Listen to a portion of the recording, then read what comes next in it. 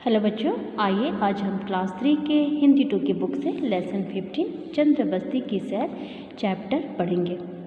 बच्चों, आप रोज़ रात में आकाश में चांद तारे आदि निकलते देखते हो। जब रात में आकाश में चांद तारे निकलते हैं तो देखने में बहुत सुंदर दिखते हैं और ये चांद तारे रात के अंधकार को भी दूर करते हैं, साथ ही रात की सुंदरता को भी बढ़ा देते हैं। बच्चों, जब रात में आकाश में चांद तारे निकलते हैं तो हमारे मन में बहुत सारे सवाल उत्पन्न होते हैं। ये चांद तारे कैसे हैं, क्या है ना, बहुत सारे सवाल। लेकिन जो हमारे वैज्ञानिक है, जो साइंटिस्ट है, हमारे मन में उठने वाले सारे सवालों के जवाब दे चुके हैं। वे जो हमारे वैज्ञानिक है, चांद तारे पूरे ब्रह्मांड के बारे में अच्छी तरह से स्टडी किए हैं और चांद पर जाने वाले पहले मानव थे नील आर्मस्ट्रॉन्ग, है ना। इनका नाम आप सभी सुने होंगे। ये 1969 में चांद पर गए थे। उसके बाद हमारे भारत देश के मूल निवासी श्री राकेश शर्मा जी 1984 में चांद पर गए और वहाँ की बहुत सारी जानकारियाँ हमें दी हैं। बच्चों, आप जब बड़े क्लास में जाओगे तो विस्तार से इसके बारे में जानोगे, पढ़ोगे। और आजकल हमारे वैज्ञानिक चांद पर मानव बस्ती या चंद्र बस्ती बनाने के लिए रिसर्च कर रहे हैं और हमारा जो चैप्टर है वो भी चांद पर आधारित है, चंद्र बस्ती की सैर। बच्चों, ये कहानी है और ये कहानी काल्पनिक है। इनके जो लेखक हैं श्री राजीव सक्सेना जी, वो अपनी कल्पना के आधार पर ये अनुमान लगाया है कि अगर चांद पर मानव बस्ती होगी या चंद्र बस्ती होगी तो कैसी होगी, हमें किन समस्याओं से गुजरना होगा, वहाँ का एटमॉस्फियर कैसा होगा, हमारा जो जीवन स्तर है, लाइफ स्टाइल है, क्या हमारी धरती के समान होगी या उससे भिन्न होगी। बहुत सारे बातों का उल्लेख इस चैप्टर में किया गया है। साथ ही इस पाठ में अंतरिक्ष यात्रा से संबंधित कुछ तथ्यों की सामान्य और रोचक ढंग से जानकारियाँ भी हमें दी है। तो बच्चों, आइए हम इस चैप्टर को चंद्र बस्ती की सैर, इस पाठ को हम पढ़ेंगे और जानेंगे हमारे लेखक श्री राजीव सक्सेना जी की कल्पना के आधार पर चंद्र बस्ती कैसी होगी, ये हम पढ़ेंगे। ठीक है। लेसन 15 चंद्र बस्ती की सैर। बच्चों के लिए सुनहरा अवसर, अंतरिक्ष यात्रा का प्रशिक्षण प्राप्त करें और चंद्रमा पर 3 माह मम्मी पापा के साथ मुफ्त सैर करें। भारतीय अंतरिक्ष अनुसंधान केंद्र इसरो का यह विज्ञापन देखते ही सात्विक उछल पड़ा। वाह, मेरी तो सचमुच लॉटरी खुल गई। चंद्रमा की सैर, वो भी 3 महीने। सात्विक जाने कब से चंद्रमा पर जाने का सपना देख रहा था। अब इससे बढ़िया मौका भला और क्या हो सकता था। सात्विक ने झटपट संगीत को फ़ोन मिलाया। संगीत, क्या तुमने टीवी पर इसरो का विज्ञापन देखा? हाँ सात्विक, मैं तो खुद बड़ा होकर अंतरिक्ष यात्री बनने और चंद्रमा पर ही रहने की सोच रहा हूँ। वैसे भी धरती पर रहते रहते मैं काफ़ी ऊब चुका हूँ। चलो ध्वनि से भी बात करते हैं, शायद चंद्रमा की सैर पर वो भी चलना चाहेगी। ध्वनि बोली, मैं तो तुम दोनों का ही इंतज़ार कर रही थी। भला ऐसा कैसे हो सकता है कि तुम दोनों जाओ और मैं धरती पर रहूं। बच्चों, इस पाठ में भारतीय अंतरिक्ष अनुसंधान केंद्र इसरो के द्वारा टीवी पर एक विज्ञापन आया और वो विज्ञापन था कि अंतरिक्ष यात्रा का प्रशिक्षण प्राप्त करें और चंद्रमा पर 3 माह मतलब 3 महीने मम्मी पापा के साथ मुफ्त सैर करें। मुफ्त मतलब होता है फ्री और सैर मतलब होता है यात्रा।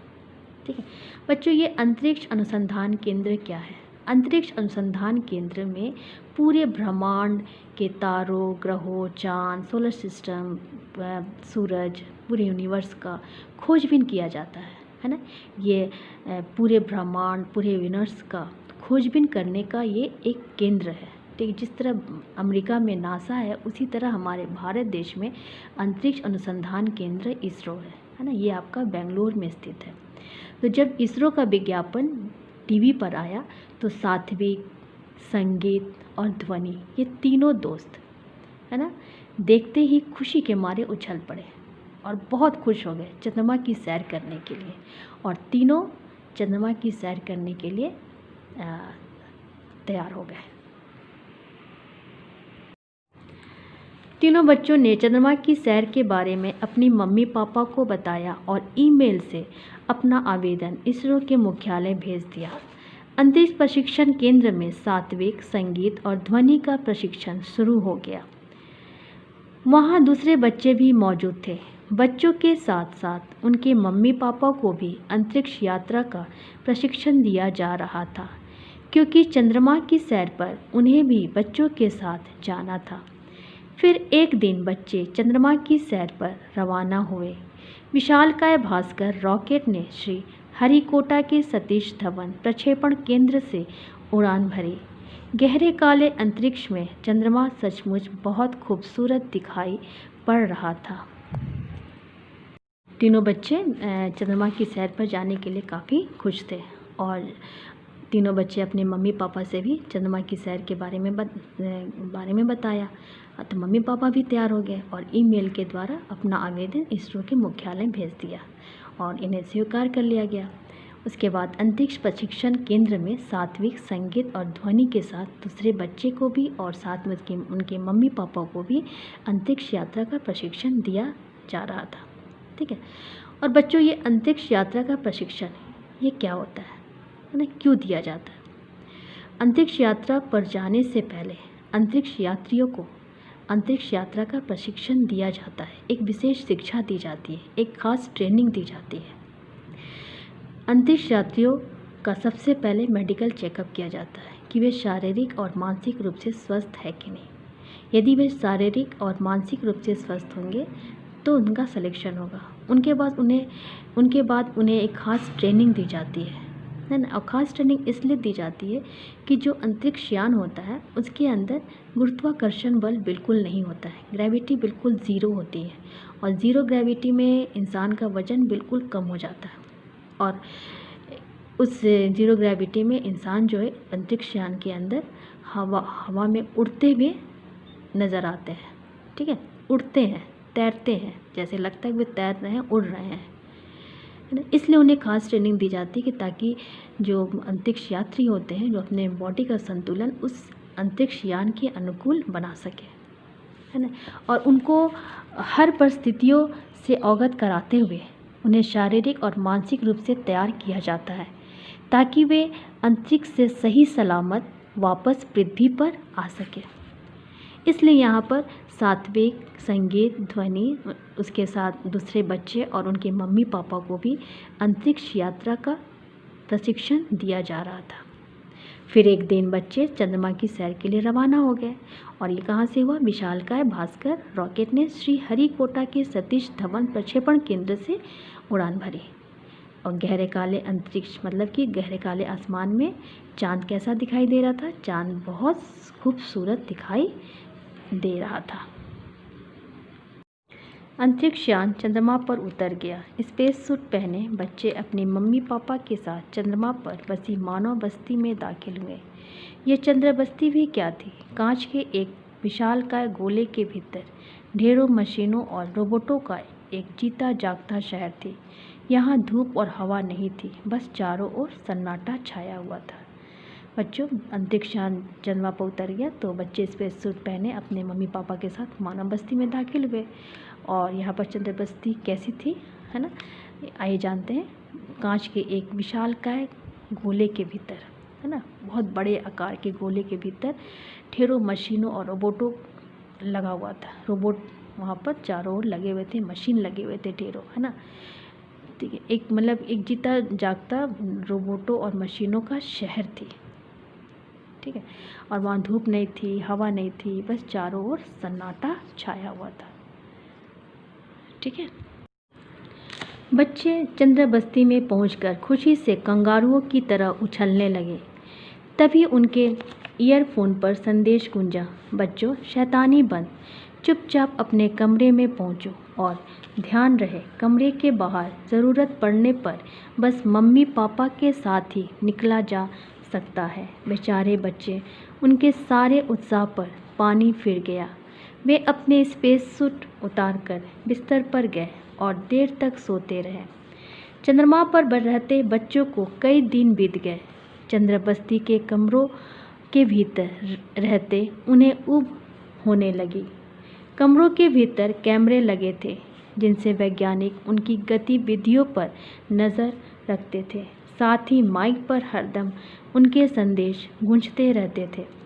चंद्रमा पर बच्चों को घूमने फिरने की मनाही तो थी ही, वे शरारत भी नहीं कर सकते थे, खेल भी नहीं सकते थे। यहाँ धरती जैसे खेल के मैदान नहीं थे। एक बार बच्चों ने क्रिकेट खेलने की कोशिश की तो गड़बड़ हो गई। सात्विक ने जो ही करारा शॉट लगाया, गेंद चंद्रबस्ती के ऊपर लगे कांच के आवरण से जा टकराई। वैज्ञानिकों ने सात्विक को कड़ी चेतावनी दी। फुटबॉल खेलने पर भी ऐसा ही कुछ हुआ। संगीत ने किक लगाई तो फुटबॉल मीलों दूर चली गई। बच्चों को खेल रोकना पड़ा। जब बच्चे चंद्रबस्ती में दाखिल हुए तो वो खुशी से कंगारू की तरह उछलने कूदने लगे।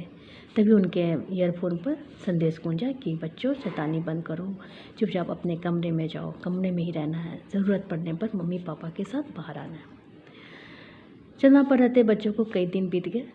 चंद्रबस्ती के कमरों के अंदर बच्चों को घुटन सी होने लगी, बेचैनी सी होने लगी और हर कमरों के भीतर कैमरे लगे थे। वैज्ञानिक के हर बच्चों की गतिविधियों पर नज़र रखते थे, है ना। कुछ भी गड़बड़ होते थे तुरंत उनके माइक पर संदेश गूंजते थे। चंद्रमा पर बच्चों को घूमने फिरने की मनाही थी, खेलने कूदने की मनाही थी, खेल नहीं सकते थे, शरारत नहीं कर सकते थे, ठीक है। वहाँ पर धरती के समान, धरती जैसा खेल का मैदान नहीं था ना। एक बार क्रिकेट और फुटबॉल भी खेलना चाहे तो बहुत बड़ी गड़बड़ी हो गई और वैज्ञानिक की कड़ी चेतावनी भी संदेश माइक पर गूंजने लगी, है ना। तो बच्चे जिस उत्साह से चांद पर गए थे, जिस खुशी से चांद पर गए थे, उनके उत्साह और खुशी पर पानी फिर गया, ठीक है। चंद्रमा पर धरती जैसे जंगल, नदियाँ या झरने भी नहीं थे जिनके किनारे पिकनिक मनाई जा सके। यहाँ बच्चे तितलियाँ भी नहीं पकड़ सकते थे क्योंकि पार्क में लगे हुए फूल पौधे नकली थे जिन पर धरती की तरह तितलियाँ नहीं मंडराती थी। पार्क में भाग दौड़ या उछल कूद भी मुश्किल थी क्योंकि सिंथेटिक घास पर गिरने से बच्चों के घुटने और कोहनियाँ छिल जाती थी। बच्चे सोचने लगे, चंद्रमा से अच्छी तो अपनी धरती है।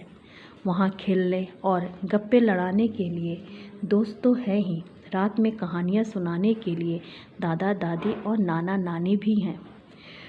उन्हें धरती की याद सताने लगी। बच्चे उदास रहने लगे। उन्होंने खाना पीना, बोलना बतियाना कम कर दिया। आखिर सात्विक, संगीत और ध्वनि के मम्मी पापा ने घर वापसी का निर्णय लिया। दूसरे बच्चों के मम्मी पापा भी चंद्रमा की सैर अधूरी छोड़कर घर लौटना चाहते थे। आखिर एक दिन चंद्रमा से एक अंतरिक्ष यान बच्चों के साथ उनके मम्मी पापा को लेकर धरती की ओर रवाना हुआ। बच्चों की खुशी का ठिकाना नहीं था, इसलिए है अपनी धरती सबसे प्यारी।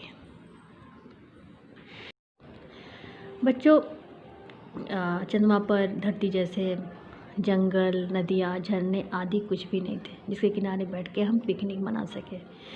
बच्चे तितलियों को भी नहीं पकड़ सकते थे क्योंकि वहाँ जो पेड़ पौधे लगे थे सभी नकली थे। वहाँ जो पार्क बनी थी, है ना, बच्चे उस पार्क में खेल नहीं सकते थे क्योंकि वहाँ पर सिंथेटिक घास का प्रयोग किया गया था और जिस पर गिरने से बच्चों के घुटने और कोहनियाँ छिल जाते थे। अब बच्चों को इस बात का एहसास हुआ कि चंद्रमा से अच्छी अपनी धरती है। वो जिस खुशी से चंद्रमा पर आए थे तो बच्चे बहुत उदास हो गए थे क्योंकि चंद्रमा पर वो अपने मन से खेल नहीं सकते थे, शरारत नहीं कर सकते थे, कहीं घूम नहीं सकते थे। अब बच्चों को अपनी धरती की याद सताने लगी, है ना। वो खाना पीना सब कम कर दिए। अंत में सभी बच्चों के मम्मी पापा धरती पर वापस आने का निर्णय लिया और एक दिन चंद्रमा से एक अंतरिक्ष यान बच्चों के साथ उनके मम्मी पापा को लेकर धरती की ओर रवाना हुए। बच्चे बहुत खुश हुए। बच्चों की खुशी का ठिकाना नहीं रहा, इसलिए है अपनी धरती सबसे प्यारी। अपनी धरती सबसे प्यारी है ना। इस कहानी का, इस पाठ का जीवन मूल्य है, विज्ञान आधुनिक युग की सर्वोत्तम उपलब्धि है। बच्चों, आज मानव जब चांद पर गए, यह हमारी विज्ञान की ही देन है ना। तो विज्ञान जो है आधुनिक युग की सर्वोत्तम उपलब्धि है। बच्चों, इस पाठ में दिए गए शब्दार्थ अब हम देखते हैं, है ना। सैर मतलब होता है घूमना फिरना, अंतरिक्ष आकाश, प्रशिक्षण विशेष शिक्षा, अनुसंधान खोज, इंतजार प्रतीक्षा, विशालकाय बड़े आकार का, ऊब बेचैनी, हरदम हमेशा, मनाही मना होना, आवरण पर्दा। बच्चों, यहाँ प्रश्नोत्तर दिए हैं जिसके उत्तर हम PDF फाइल में लिख के डाल चुके हैं, इसे हम बाद में देखते हैं। यहाँ पे लिखना है कि ये किसने क्या किया, मिलान कीजिए। ठीक है, तो सात्विक क्या होगा, झटपट फ़ोन मिलाया। ध्वनि, मैं तो तुम दोनों का इंतज़ार कर रही थी। तीनों बच्चे, ईमेल से अपना आवेदन भेज दिया। संगीत, किक लगाई तो फुटबॉल मीलों दूर चली गई। बच्चों, गौ में दिए गए शब्दों से रिक्त स्थानों की पूर्ति कीजिए। यहाँ पर कुछ शब्द दिए गए हैं और इन शब्दों से रिक्त स्थानों की पूर्ति करना है। तो फर्स्ट में है डैश से अपना आवेदन भेज दिया, क्या होगा, ईमेल से। ठीक है, सेकंड में उनके डैश पर संदेश गूंजा, ईयरफोन पर। थर्ड में ढेरों मशीनों और डैश का एक जीता जागता शहर थे, क्या होगा, रोबोटो। फोर्थ में क्या तुमने डैश पर इसरो का विज्ञापन देखा, टीवी। ठीक है, यहाँ व्याकरण बोध से कुछ संबंधित प्रश्न दिए गए। क में उदाहरण के अनुसार समझिए और मिलाइए। सुनहरा अवसर, मुफ्त सैर, अंतरिक्ष यात्री, विशालकाय रॉकेट। ख में जोड़कर लिखिए, मुख्य प्लस आलय मुख्यालय। ठीक है, विद्या प्लस आलय विद्यालय, पुस्तक प्लस आलय पुस्तकालय, भोजन प्लस आलय भोजनालय। ग में है दिए गए शब्दों के में अनुस्वार, अनुनासिक और विसर्ग का प्रयोग कर उन्हें फिर से लिखिए। यहाँ बच्चों कुछ शब्द दिए गए, इनमें अनुस्वार, अनुनासिक और विसर्ग का प्रयोग करके यहाँ पर लिखना है। फर्स्ट में कांच में हम क्या लगाएंगे, अनुनासिक। ठीक है, सेकंड है संगीत में हम अनुस्वार का प्रयोग करेंगे। थर्ड है मंडराना में हम अनुनासिक का प्रयोग करेंगे। फोर्थ में प्रातः विसर्ग का प्रयोग करेंगे। फिफ्थ में कंगारू में अनुस्वार का प्रयोग करेंगे। ठीक है बच्चों, ये आपकी हिंदी 2 की कॉपी है। सबसे पहले आप डेट डालेंगे, पार्ट 15 चंद्र बस्ती की सैर। फर्स्ट पेज पर आपको शब्द अर्थ लिखना है।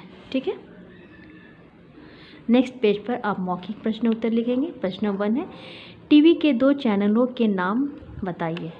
जी न्यूज़, सेकेंड है सोनी चैनल। आप कोई भी चैनल के नाम यहाँ लिख सकते हैं। प्रश्न 2 है, भारत रत्न सम्मान किस क्रिकेटर को मिला है। उत्तर है सचिन तेंदुलकर को। ठीक है, प्रश्न 3 है, रोबोट क्या होता है। रोबोट एक तरह की मशीन है जो खास तौर पर कंप्यूटर के द्वारा डाले गए प्रोग्राम या निर्देशों के आधार पर काम करता है। ठीक है, प्रश्न 4 है, स्विमिंग सूट कब पहना जाता है। उत्तर तैराकी के समय। बच्चों, उसके बाद आपको प्रश्न उत्तर लिखना है। तो प्रश्न 1 है, इसरो का क्या विज्ञापन था। उत्तर इसरो का विज्ञापन अंतरिक्ष यात्रा का प्रशिक्षण प्राप्त करना और चंद्रमा पर 3 माह तक मम्मी पापा के साथ मुफ्त सैर करने के लिए था। प्रश्न 2, अंतरिक्ष प्रशिक्षण केंद्र में क्या हुआ। उत्तर अंतरिक्ष प्रशिक्षण केंद्र में सात्विक, संगीत, ध्वनि तथा अन्य बच्चों के साथ मम्मी पापा को भी अंतरिक्ष यात्रा का प्रशिक्षण दिया गया। प्रश्न 3, चंद्र बस्ती कैसी थी।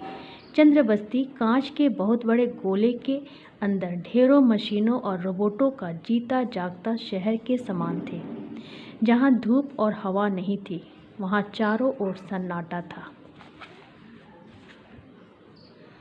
प्रश्न 4, ईयरफोन पर क्या गूंजा।